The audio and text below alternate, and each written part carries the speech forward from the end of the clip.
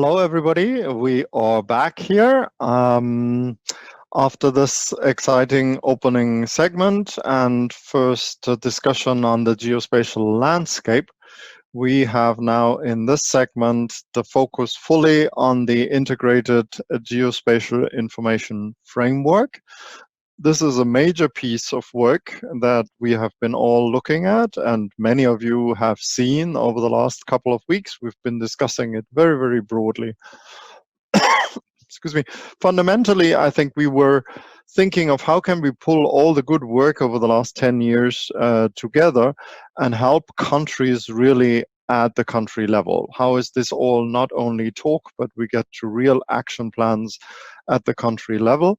And who better to explain all of this than Mr. UN-GGIM, my dear friend and colleague Greg Scott, who has been leading the UN program on GGIM since the very beginning in 2011 and 12, been with us and an indispensable pillar of UN-GGIM. Greg and his team have taught me anything to know about geospatial. So if I make any kind of sense today, it's thanks to him. And Greg has been working very, very hard to have this IGIF ready just around now for global consultations so that everybody can provide input, that it is really everybody's piece. Ownership, we talked as an important element.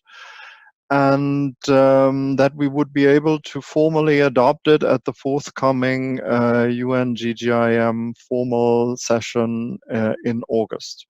So without further ado, Greg, the floor is yours for a strategic overview, and then afterwards we will have moderated questions, and we should have about 20 minutes for that, so don't be shy, keep those questions coming. Thank you, and Greg, the floor is yours. Thanks, Stefan, and good morning, afternoon and evening to colleagues from all around the world. And I just wanted to echo the opening segment, particularly with regard to our thanks to Ordnance Survey for hosting this virtual high-level forum for us. It's a pity we aren't meeting physically, but that's okay. We're still doing it in the best way we can. Colleagues, I'm going to give an overview of the IGIF, the Integrated Geospatial Information Framework, which, interestingly, our leaders this morning have already spoken and touched on it, and Rosamond in particular went into some detail. I'm also conscious that a number of you that are listening in today will be very, very familiar with the IGIF, whereas there will also be many that may not even know the IGIF at all. So what I'd like to do in this session this morning, or today I should be saying, not this morning, is just give a bit of a strategic overview and set the context for next week, next Tuesday on the 2nd of June, where we will spend quite a long session in getting into the detail of the IGIF and its implementation guide, which, as Stefan said, is out for global consultation at the moment. So what I would like to focus on in the first part of this presentation is just the overarching strategic framework. The IGIF is actually three parts to it: the framework itself, the implementation guide, and also country-level action plans. I'll touch a little on each of the second and third parts today, but a lot of the detail, as I said, will be next week. The overarching framework itself is really about setting why geospatial information is a critical element to development and why geospatial information needs to be strengthened. And as has already been discussed today, there's many reasons for this, and getting attention to the importance of what geospatial information is. The overarching framework itself is really about providing a base and a guide, and it's a mechanism for countries to be able to use to articulate and demonstrate leadership, to cultivate champions, and to develop capacity to take positive steps. It's very strategic and high level. And in that context, it starts off with concepts like a vision and a mission and then moves down into principles, goals, and pathways. The vision and mission statements really communicate the overarching aim of the IGIF. Vision recognizing the responsibility for countries to plan and prepare for outcomes for the future in terms of leaving no one behind. So it's very much about that aspirational target or goal, where we want to be. Where do we want to be in the future? The mission is more about how do we get there, the means to go about getting to that vision. It's about stimulating action, about bridging the geospatial digital divide, and finding sustainable solutions for the three pillars of development: social, economic, and environmental. And also about influencing change, societal change, community change, industry change, and trying to influence circumstances across our communities and our nations, and ultimately the planet itself. Rosamond's already touched on this a little bit today. The vision and the mission are the key overarching components. What becomes underneath that is then the framework itself that has 7 principles and 8 goals. And those 7 principles are really the key characteristics that provide the compass for implementing the framework itself. In essence, they're the key pillars we would be adhering to as a community on where we want to be. The 8 goals reflect a future state where countries have the capacity, the skills, and the capabilities to manage, curate, and leverage geospatial information. But these are where we want to be aspirationally and tie in very much to the vision and the mission. We also have their strategic drivers, and they are not inclusive or exclusive. They're really drivers for change, and they're aligned to the national and global policy driver context within countries and globally. They vary from country to country. They're based on national priorities, on national objectives, but they're also aligned to strategic needs of government and community expectations. As I said, they're not exhaustive. They will change over time, and they provide an initial framework to enable us to look at the national to global strategic high-level drivers for change. And this is a key element for us to think about when we say why geospatial information is important. And it has already been touched on today, is a key part to this is the 9 strategic pathways. These strategic pathways are really the roadmap for implementing the IGIF. The pathways are deliberately presented as separate pieces of a jigsaw puzzle, and that's because they then recognise the many aspects and dimensions of each individual pathway. They can be addressed singularly, they could be addressed in groups, or they can be addressed in their entirety. However, what's really important about the 9 strategic pathways is that when they're all joined together and they're all united, it's when the IGIF, the framework, becomes connected, it becomes integrated, and it's able to be fully implemented as an integrated national geospatial information program. You'll see too on the left-hand side, we have 3 pointers into the pathways: governance, technology, and people. And as it's turned out, each of the top 3 strategic pathways, governance and institutions, policy and legal, financial, are inherently tied to the overarching governance arrangements within and across a country. Whereas the bottom 3, with people, are about partnerships, about capacity building, capacity development, about education, awareness, and communication and engagement across all levels of government, with community, with society, and industry. And without people, we cannot achieve what is in the middle, which is the technology component. And this is what we would normally see as the components of, for example, traditional SDIs, where we think about the data, the infrastructure, the standards that go with it. But more importantly is also innovation. And innovation is the center pathway in the center of the jigsaw puzzle, because it primarily is really about making great change and leapfrogging quite quickly. Is that with innovation, we can make rapid change, innovation with technology, with data, with minds, through education, through innovative ways to manage governments and partnerships. We can achieve a lot more, and this is no different with geospatial information.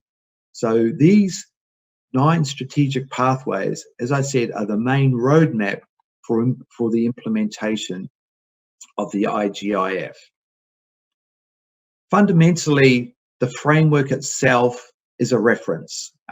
It's a reference for countries to develop and strengthen their arrangements in national geospatial information management. They were designed specifically to support and assist developing low to middle income countries, small island developing states, and particularly these developed countries. But as has already been mentioned today, what we've seen with the development of the IGIF is that it's also being used to improve and coordinate activities to achieve alignment across existing national agency capabilities, and particularly in how they can build upon NSDIs. Stefan, I noted that you've mentioned already today is what's the difference between the NSDI and the IGIF. We come to that in just a moment as we move now very briefly into the implementation guide. I'm not going to touch on it too much, but I guess a key important element of this is that it has a lot in it. It is out for global consultation. For those that have looked at the different chapters of the implementation guide, you'll see there's a lot there, but there's many good reasons for that. The implementation guide is really about expanding on the pathways and provides the specific guidance and options that countries may be able to take in implementing the IGIF. So it's very much about the what. What do we do, and what is involved, and what decisions do we make? And so it goes from the strategic needs within a government or within an organization down to those operational needs. And it uses guiding principles, actions, deliverables, outcomes, and resources to do that. Each chapter in the implementation guide is a strategic pathway in itself, but it also has an overarching chapter, which I'll touch on in just a moment. The reason why guidance and options are underlined is because it doesn't tell a country what to do. It doesn't say you must do this or you must do that. To get from point A to point B, you must or you should.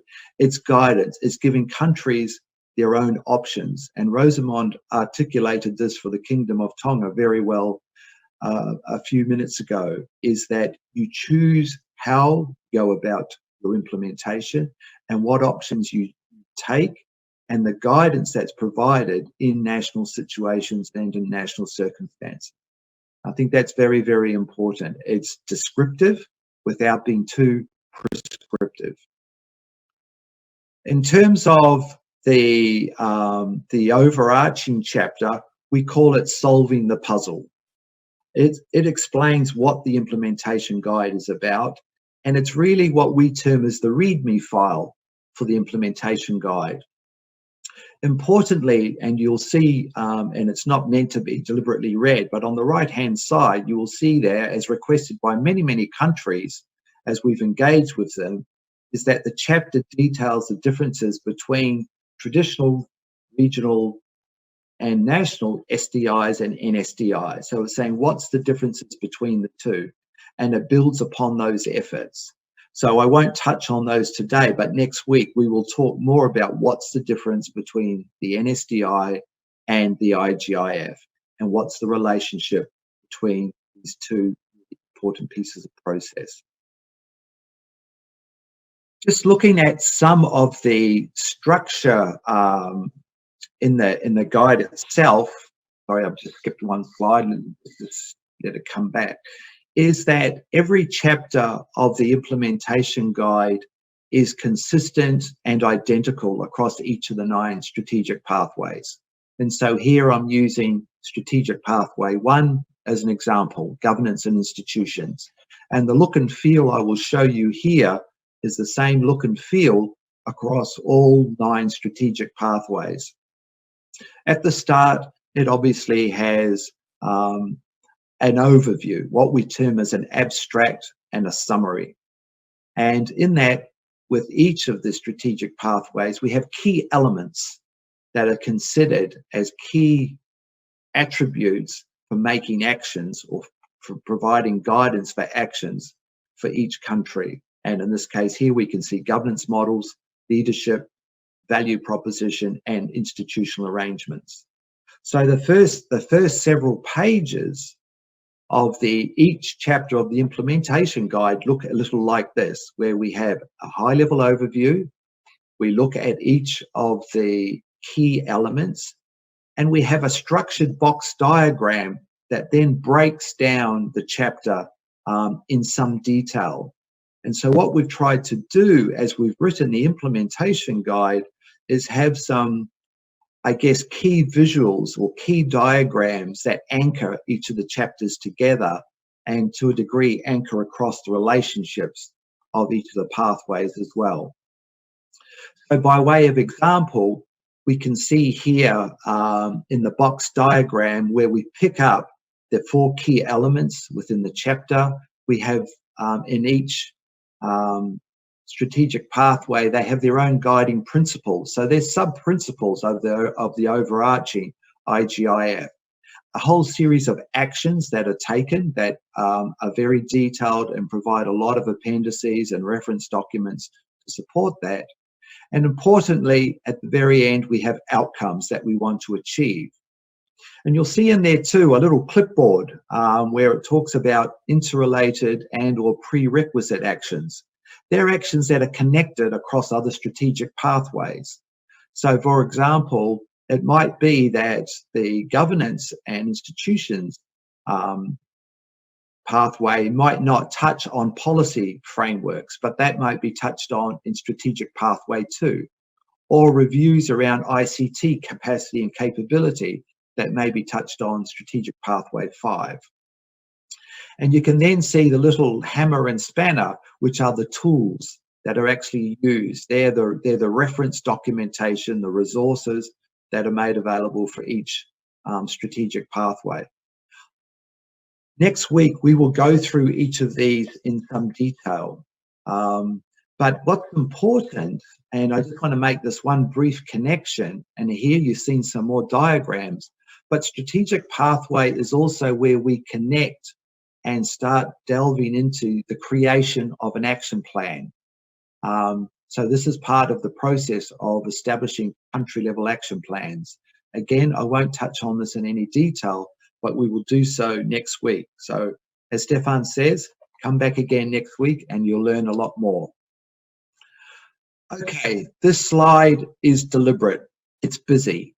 But what it's trying to show you is that across each nine pathways, you can see the consistency here in those first box diagrams, as I've mentioned.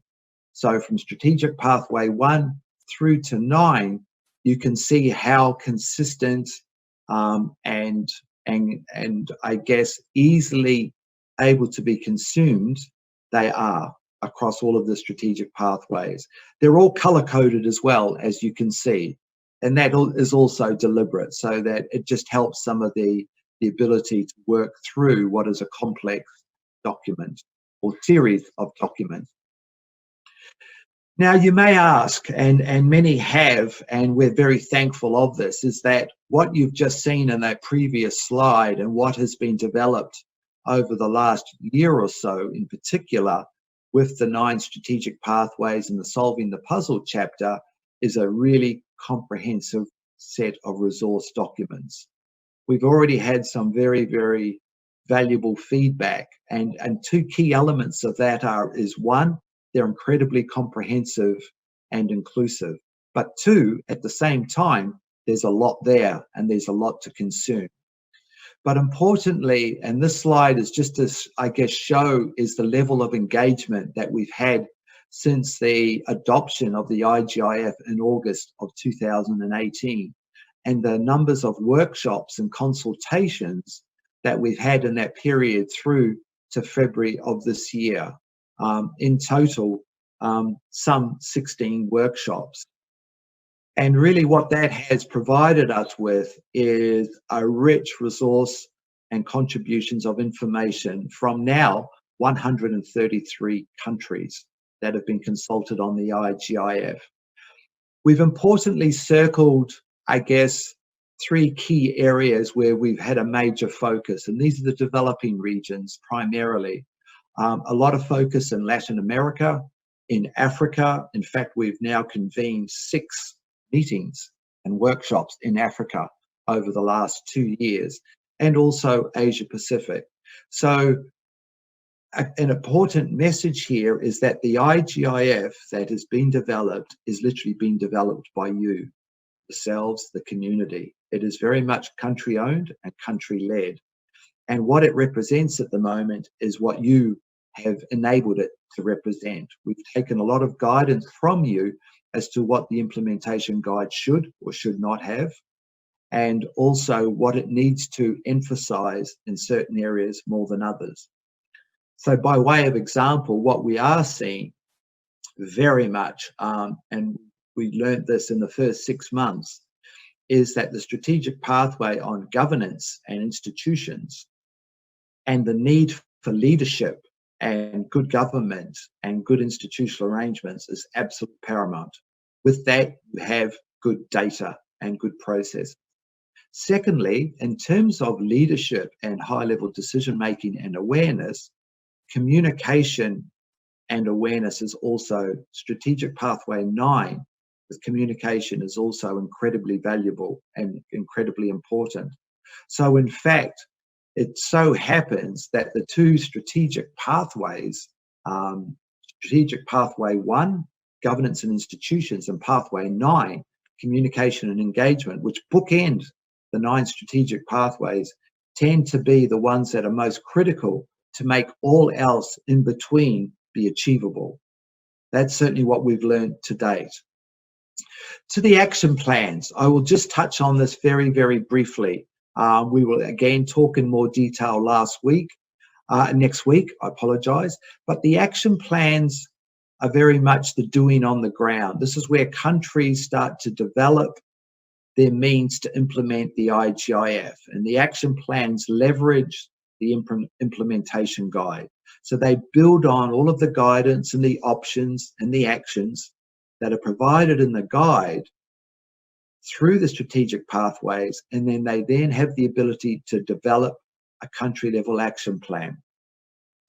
An important, I guess, point about their country level action plans is that they contain the processes and the templates and the tools to then develop that plan, but they are not then the operationalization of that. That's a program of work. So what's very important is that the subsequent implementation in a country needs to be aligned to a program or a body of work and needs to be aligned with national priorities. And this is very important because then it has sustainable ownership and a life in itself. And I just want to finish, this is my last slide now, is that with the action plans, there's 2 approaches that have been taken thus far. The IGIF has been a partnership between the World Bank and the UN, and UN-GGIM in particular. The World Bank has been developing a number of processes through technical assistance in developing action plans. And on the right-hand side, you see an example from Guyana. And we will have Guyana presenting their action plan next week. On the left-hand side, you can see the one that's been developed under the assistance program of the development account that Rosamond mentioned for the Kingdom of Tonga. 2 action plans, 2 very different processes and approaches, but still with the same objective and outcome. And a key point I want to mention here is that it is not intended that any two country level action plans will ever be the same, because they will not. Every country is different, and every situation in countries is different. So the idea is that country level action plans are developed in their own way and in their own means, based on their own priorities and circumstances. That's incredibly important for us to be considering. Finally, I guess I would just like to thank you for this opportunity. I know you may have many questions, but the good news is we have another panel next week that will talk about the strategic pathways in detail across the three pillars of governance, technology, and people. And we will have also a panel that will talk about the country level action plans. So with that, Stefan, I'll conclude and thank you for your time. Thank you, Greg, for this strategic overview. And even though I'm close to this work, I'm always fascinated. There's so many dimensions to it. One particular number that really stuck out from your presentation is the number of 133 countries that in one form or another, either in a workshop, by a discussion with an expert or so, have made inputs into what we have before us. So, I mean, I think this is really fundamentally in a true United Nations spirit.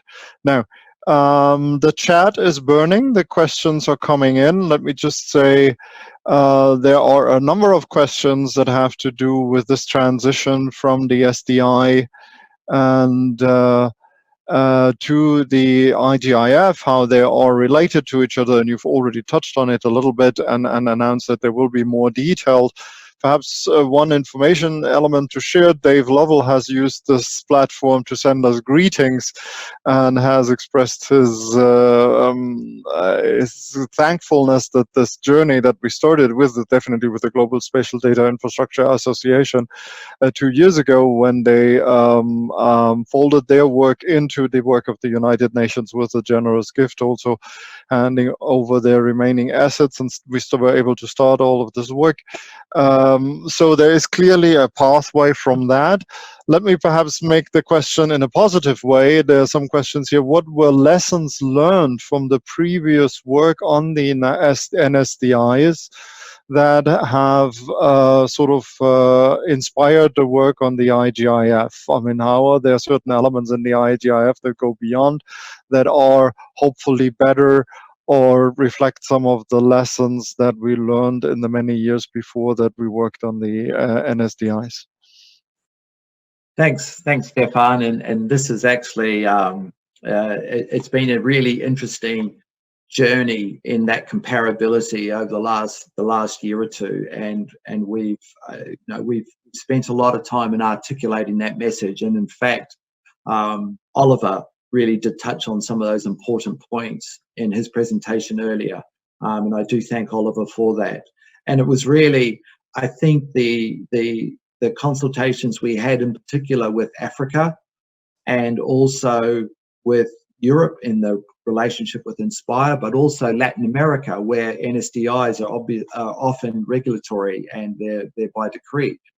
And so really what we've seen with the IGIF is about this transition. And so the traditional approaches with NSDIs have been along the lines of, we think about them as being, to use the typical language that has been now 20 years in the making, is these things around the technology, policy standards, human resources that acquire, process, and distribute data. So they're a very data-driven, data-centric approach.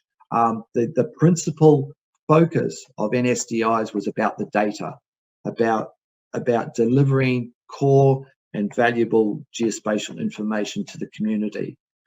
And I think what we're seeing now, and as the IGIF has I guess crystallized over the last couple of years, is that there's a number of, if we could call it this, impediments to the traditional approach to NSDIs, is that they do not, I guess, capture so well the higher level needs of governments. They do not necessarily capture I guess, some of the processes around understanding the importance of partnerships, of the financial arrangements, about capacity and education and these sorts of things. So there's the wrapping of a broader program when we talk about integrated geospatial information management and integrated data and systems and a system of systems approach across countries. But importantly, I think, and if I can be as bold as to say this, what we've discovered with even COVID-19 is that new approaches automatically became the go-to that were beyond or outside NSDI. So things like dashboards and system platforms and these sort of light-end, web-based, cloud-based services of data and information became something that was readily usable and adaptable. And I think that was a key thing we've learned. But I think one of the biggest changes we have now is just the paradigm of data has changed. It's not all about just geospatial data. It's about making data location enabled. And that data can come from anywhere and go anywhere.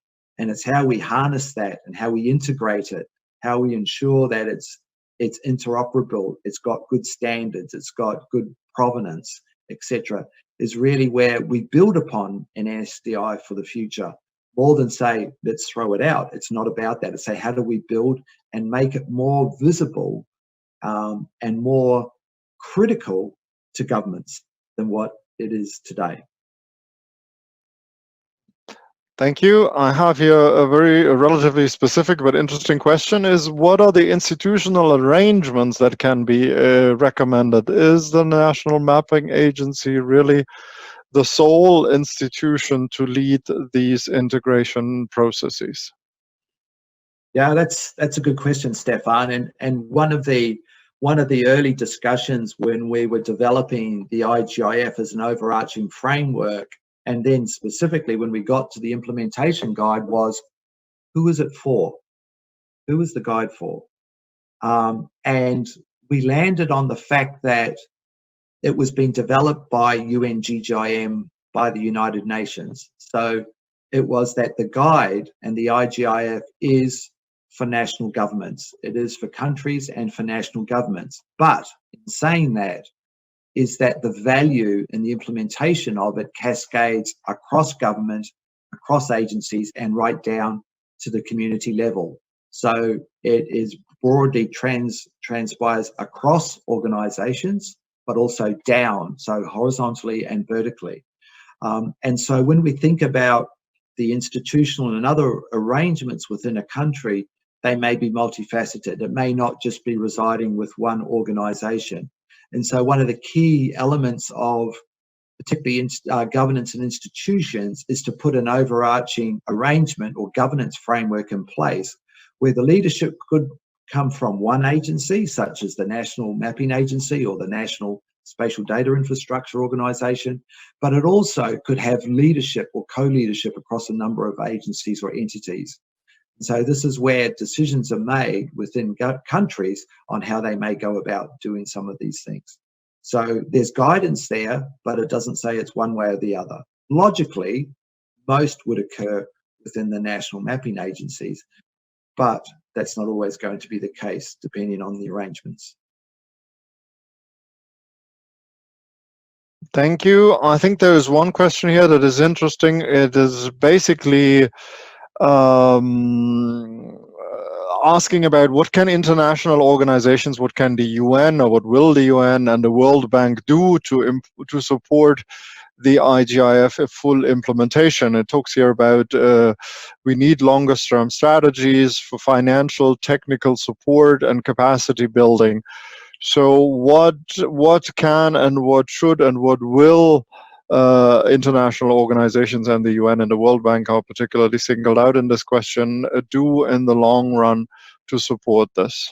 Yeah, that's actually a really good question. If I can turn it around the other way, the question is, what would happen if we did not have the IGIF? And so I think that's been our biggest challenge over many, many years, even with NSDIs, is not having the resources to build capability and capacity and to implement. And as you know well, is that one of the key elements of GGIM now is, look, how do we implement our frameworks and our methods and our guides?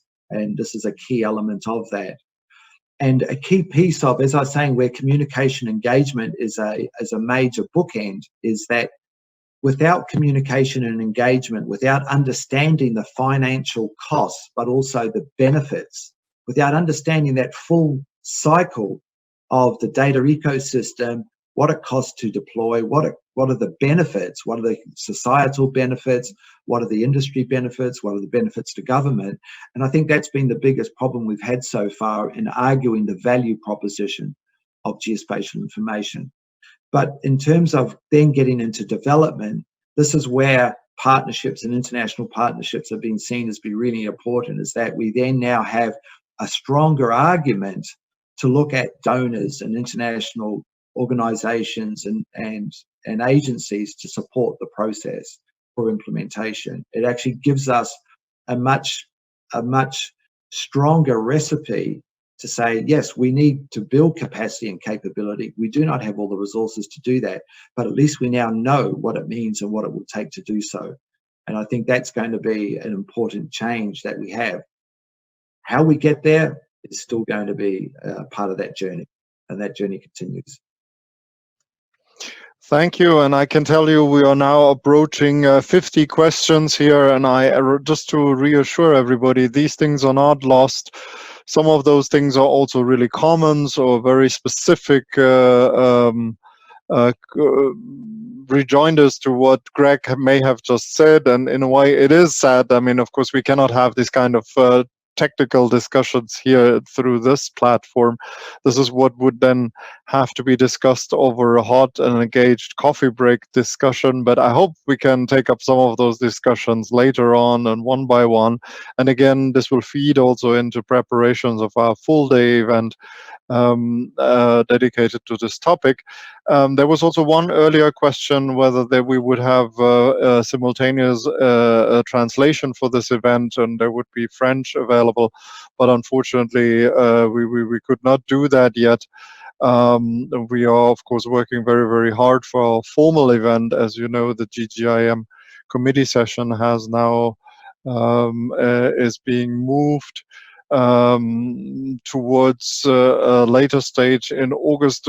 One of the reasons is that we are exploring also the technicalities of a virtual meeting and assuring participation from around the world.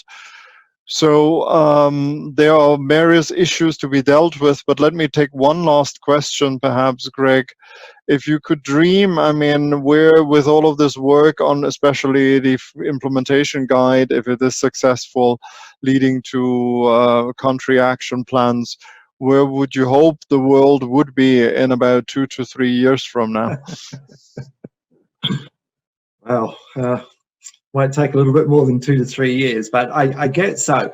I think what is realistic, and if we were being ambitious, and we should be ambitious, is that to use a really old adage, is that we're all singing from the same sheet. And so the fact that we have already adoption of the IGIF by more than 20 countries, we have an understanding of the IGIF, and I think if we get to a point in the next 2 or 3 years, as we're starting to see now, where countries are developing their national strategies.